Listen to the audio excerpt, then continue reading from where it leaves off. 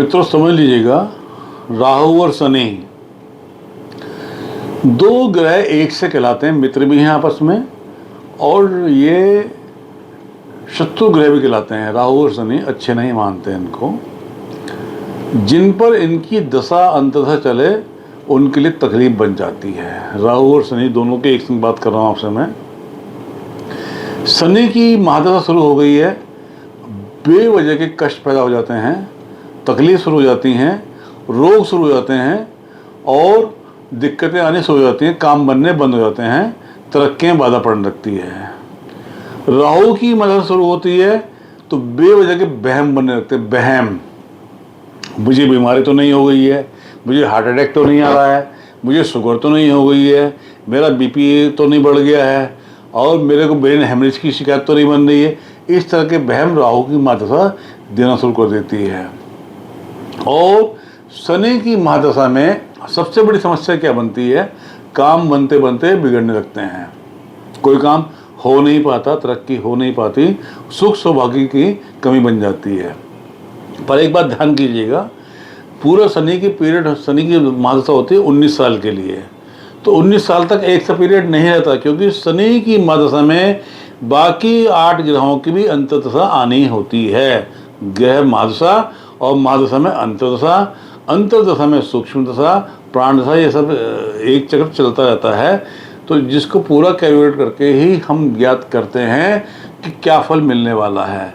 तो शनि में शनि हो तो बहुत खराब मानते हैं, अच्छा नहीं मानते हैं, अशुभ होता है। अगर कुंडली के अंदर शनि अशुभ बैठा हुआ है तो शनि में शनि की अंतर्दशा बहुत ही अशुभ फल देने वाली बन जाती है, तरक्की की बाधा बन जाती है, सुख सौभाग्य की कमी कर देती है।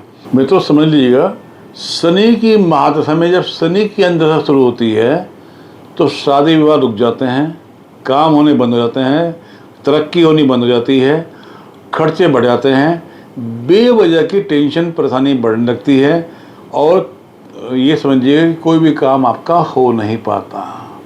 आप भटकने लगते हैं, दाएं बाएं की आपको ध्यान आने लगता है और वो काम आप करने लगते हैं जिनको आपको नहीं करना चाहिए। मन जुए सट्टे में लगता है और आप जुए सट्टे के अंदर पैसा लगाने लगते हैं। कई बार मैंने देखा कि ऐसे व्यक्ति शराबी बन जाते हैं, ड्रिंक करने लगते हैं, जो कि अच्छा नहीं होता है।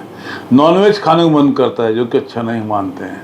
तो इससे आपको बचना है, आपको उपाय करने हैं और आपको ये ध्यान करना है कि कहीं शनि की महादशा शुरू नहीं हो गई आपके ऊपर।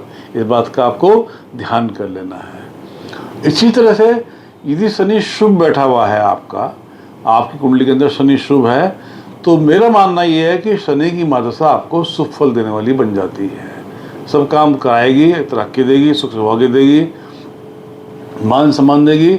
स्पेशली शनि में शनि बहुत कुछ देने वाला बन जाता है आपको और हर तरह की सुख सुविधाएं आपको प्राप्त होने लगती हैं। काम जो रुके थे, काम भी आपके बनने लगते हैं। तो ये आपको निर्धारित कराना है कि आपका शनि शुभ है या अशुभ है। ये एक योग्य पंडित ही निर्धारित कर सकता है कि शनि आपका शुभ है या अशुभ है। इस बात को हमको कुंडली देख कर ही मालूम चलेगा कि शनि की स्थिति क्या है।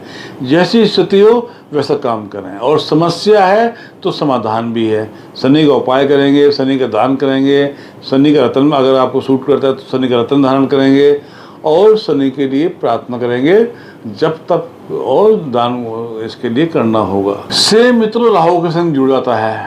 अगर राहु की दशा शुरू हो गई है तो राहु अचानक पैदा करने वाला बनता है। अचानक ही कुछ वस्तुएं उत्पन्न होने लगती हैं, अचानक झगड़े हो जाएं, अचानक कोई कोर्ट केस बन जाए, अचानक तबीयत खराब हो जाए, अचानक तलाक हो जाए, अचानक घर के अंदर मनमुटाव हो जाए, घर में शांति हो जाए, सब कुछ अचानक होने लगता है। राहु अचानक का ही देवता है, जो कुछ देता है अचानक ही दे के चलता है, जो आप सोच भी नहीं सकते। राहु इस तरह से दे के चलता है, उससे आपको बचना होगा।